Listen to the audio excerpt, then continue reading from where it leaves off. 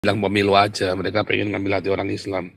Termasuk si siapa itu Ganjar sama si Sabuk Guntur Bali itu. Cari muka ya Pastor ya? Iya, cari muka orang Islam aja si Ganjar. Cuma kan jadi blunder goblok kan si Ganjar ini kan. Jadi blunder kan. Nggak mau minta maaf lagi. Nah, itu tadi kan. Nah, sekarang kan Indonesia malah Terlalu dikucilkan sombong, dari nggak mau minta maaf. Indonesia dikucilkan dari pergaulan internasional sekarang. Bodoh kan. Jumlah penduduknya negara ini akan membuat FIFA itu takut atau keder gitu ya, berani gitu.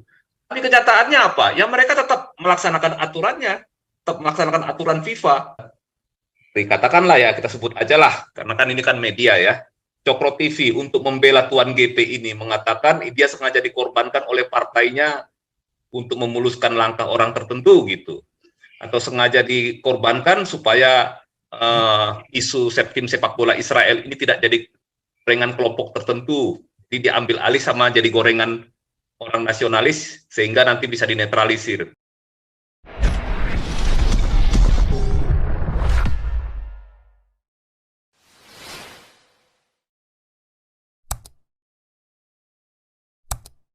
Andi USA silakan.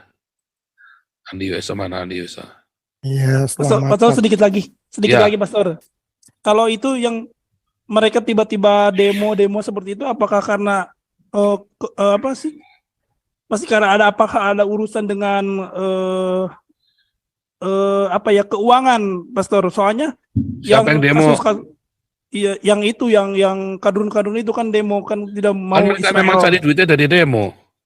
Iya, karena kan kalau yang partai-partai gimana, Pastor? Soalnya kalau yang kemarin kan ada kegiatan-kegiatan olahraga lain kan ada orang Israelnya, tapi mereka tidak ikut ngomong-ngomong nih. Tapi tiba-tiba karena sepak bola mungkin karena keuangannya besar, apakah mereka ingin bagian gitu karena akhirnya mereka melakukan begitu? Enggak lah, kalau ini kan karena menjelang pemilu aja, mereka pengen ngambil hati orang Islam. Termasuk si siapa itu Ganjar sama si Sabuk Guntur Bali itu. Cari muka ya Pastor ya? Iya, cari muka orang Islam aja si Ganjar. Cuma kan jadi blunder goblok kan si Ganjar ini kan.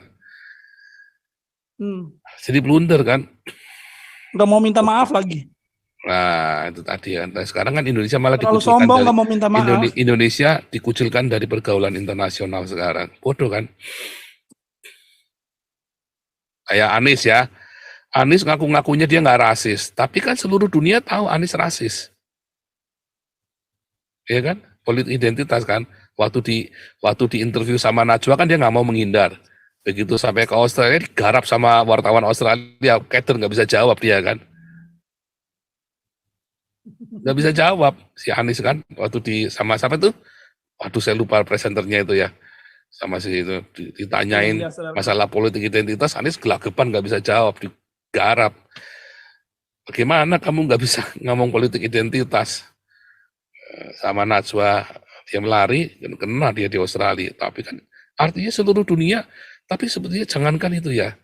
Waktu saya di Jerman, waktu saya di Belanda ya, saya ngobrol-ngobrol, mereka semua tahu, oh itu rasis sekali itu ya. Mereka dengar loh saudara. Dan berita itu sudah sampai ke seluruh dunia, Anies rasis itu. Ya jadi apapun kata dunia, begitu Anies jadi presiden, dunia kan langsung Indonesia dipimpin oleh presiden rasis. Itu masalahnya. Ya Pak Andi. Oke, makasih Pastor.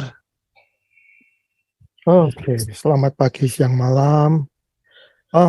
Kalau saya lihat ini kuasa Tuhan sedang bergerak nih, rencana Tuhan. Ya kan, Pak Ganjar Pranowo ini kan mestinya dalam survei kan front runner. Siapa nyangka dia bisa bikin blunder, so stupid blunder like this, ya kan? Nah, ini kalau menurut saya ya personally, ini kita bisa membuka jalan buat si Ahok ini maju. Sampai nggak ada lagi. Indonesia ini hancur 2024. Kecuali Ahok maju. Nah sekarang bayangin aja. Di Israel itu pemainnya ada beberapa yang Islam.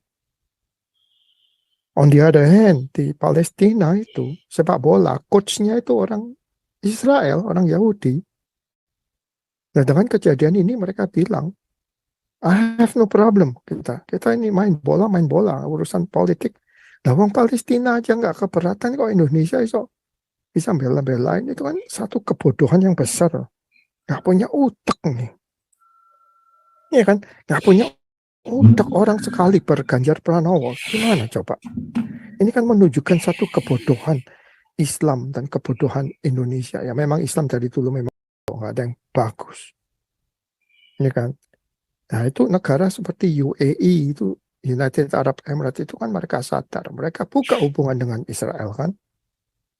Nah sekarang problemnya ini bukan pembatalan pesta olahraga ini doang di Bali. Ini yang kita tunggu, ini yang ini apa namanya, pil yang paling pahit ini nanti, sanksi FIFA. Kalau FIFA udah jatuhin sanksi, habis Indonesia sepak bola. Lu nggak bisa main di mana-mana. Ya bisa main di dalam negeri ada, antar kota desa. Terus pemain-pemain ini kehidupan itu kan, hasil penghidupan kan dimatiin. Nggak bisa. Kamu nggak bisa bertanding. FIFA ngadain pesta di Malaysia. Oh ini ada Israel, Indonesia nggak boleh ikut. Jadi gimana ini ya, kita ini lagi masih menunggu nih sanksi dari FIFA ini yang kelihatannya lebih berat dari apa yang sudah terjadi. Jadi dalam apa namanya, semua acara olahraga dunia Indonesia pasti terkucilkan. Udah. Terus kedua ini saya lihat kemarin ini Pak Pol urusan gereja yang di Lampung itu Pak Santi Ahmed ada ini kan demonstrasi HTI itu. Nah ini kan gila lagi saya bilang. HTI kan udah dibubarin. Nah terus bendera hitam masih berkibar-kibar. Nah terus polisinya itu kemana? Terus apa nama Babinsa kemana? TNI kemana? Untuk bendera masih berkibar, orasi-orasi itu di Lampung. Ini urusan gini kan, ini edan negara ini. Ya udah itu aja catatan saya nih. Kita tunggu aja nih sanksi dari FIFA ini jauh lebih berat, jauh lagi mematikan Indonesia dalam hal olahraga. Bukan cuma sepak bola ya. Saya bilang kalau FIFA udah jatuhin sanksi di dalam segala macam acara pesta olahraga dunia, badminton kayak volleyball kayak pasti ada Israelnya. Ya, saya nggak masuk akal ini Indonesia itu kok bodohnya bukan main. Padahal Israel itu timnya itu masuk gara-gara competition, udah masuk seleksi. Indonesia ini gara-gara tuan rumah, tim Indonesia ini nggak masuk dalam seleksi, langsung diangkat aja dimasukin. Dan ini satu kebodohan, aduh nggak tahu deh. Utak monyet ini. Ya itu udah deh. Pak Santamer, tanggapan Anda gimana tuh HTI kemarin? Berarti itu catatan saya hari ini. Thank you. Ya, ini Raja Uti dulu nih. Silakan Raja Uti. Ya, Shalom, Rahayu semuanya. Selamat malam. Begini Pak Paul, sampai sekarang saya berusaha untuk mencerna di dalam pikiran saya. Orang berolahraga, orang bertanding melanggar konstitusi. Itu sampai sekarang saya berusaha mencari logikanya gitu ya Pak Paul ya. Dengan saya bertanding olahraga dengan Israel, terus saya melanggar konstitusi. Ya, berbeda halnya kalau misalkan kita membunuh orang, itu kita melanggar kejahatan gitu ya. Terus kalau misalkan kita menipu orang gitu ya, merugikan orang, itu kita melanggar sesuatu. Ini orang berolahraga dianggap melanggar konstitusi, dari mana gitu. Sampai sekarang saya berusaha untuk mencari hubungannya secara filsafat. Nggak ngerti saya Pak, itu mungkin entah framing-framing yang dibuat terhadap Israel ya oleh banyak negara-negara, bukan hanya Indonesia, tetapi juga negara-negara yang lain gitu. Nah kita tahu kan di tahun 60-an juga pernah nasional kita mau ketemu dengan Israel, tapi akhirnya nggak jadi bertanding gitu ya. Nah kemudian juga dulu pebulu tangkis, kalau nggak salah siapa ya, Joko Supriyanto ya, pernah mau bertanding dengan salah satu pemain Israel di salah satu turnamen di Eropa, juga akhirnya jadi nggak bertanding gitu ya.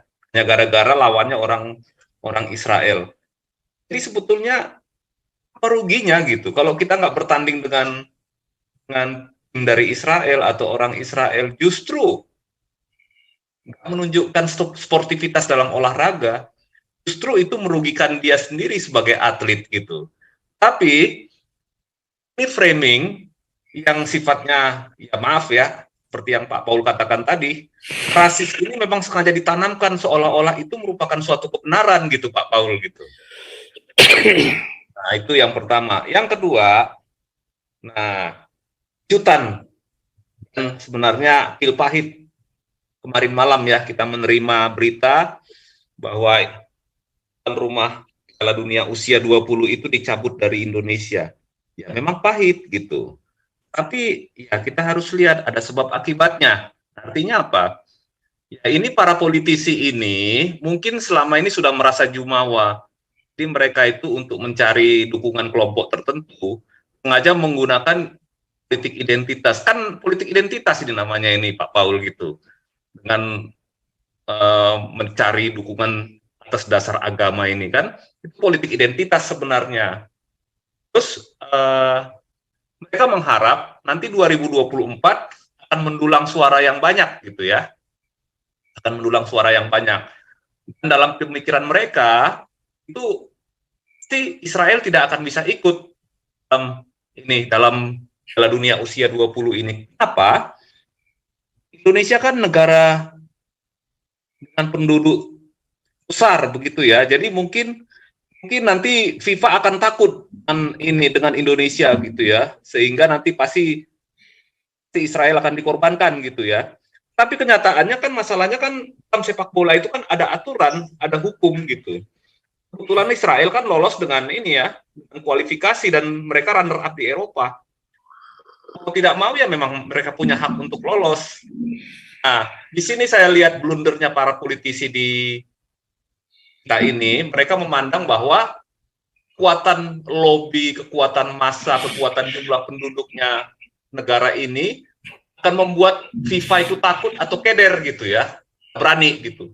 Tapi kenyataannya apa? Ya mereka tetap melaksanakan aturannya, tetap melaksanakan aturan FIFA di Indonesia yang akhirnya tidak bisa ikut.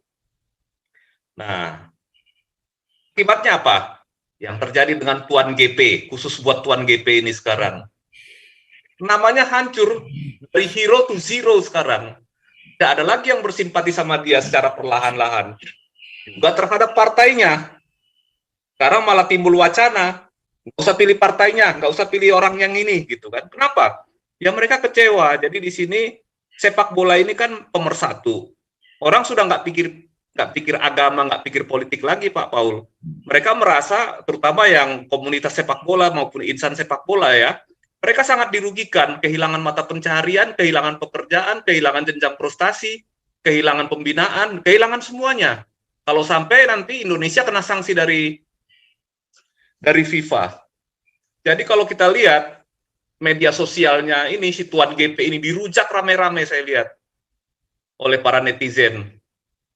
Kenapa ya? Karena sudah kesal gitu. Jadi pelajaran buat para politisi, hati-hatilah berselancar menggunakan identitas. Karena suatu waktu ya akan kena batunya, akan apes gitu kayak sekarang ini. Itu yang mereka rasakan sekarang kan. Nah kemudian ada upaya-upaya dari tadi Pak Paul katakanlah ya, kita sebut aja lah, karena kan ini kan media ya, Cokro TV untuk membela Tuan GP ini, mengatakan dia sengaja dikorbankan oleh partainya untuk memuluskan langkah orang tertentu gitu, atau sengaja dikorbankan supaya isu tim sepak bola Israel ini tidak jadi gorengan kelompok tertentu, jadi diambil alih sama jadi gorengan orang nasionalis sehingga nanti bisa dinetralisir. Tapi apa yang terjadi?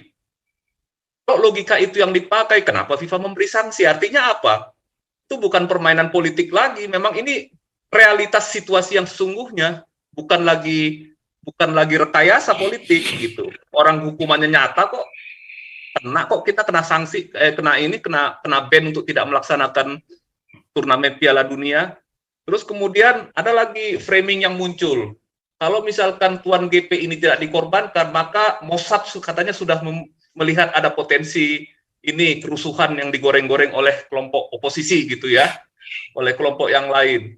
Jadi seolah-olah membela ini Pak. Jadi sudah blunder secara tindakan, dibuatlah framing-framing seolah itu benar dengan cocokmologi Pak Paul gitu, terutama oleh Cokro TV tadi salah satunya gitu ya.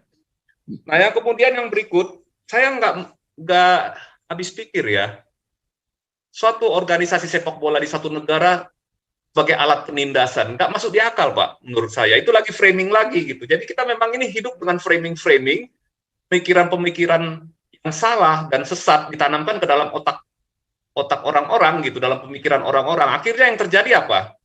Ya terjadi akhirnya ya kebencian dan nggak pernah bisa memandang sesuatu itu secara positif. Itu kira-kira Pak Paul, mungkin teman-teman bisa menambahkan. Terima kasih Pak Paul.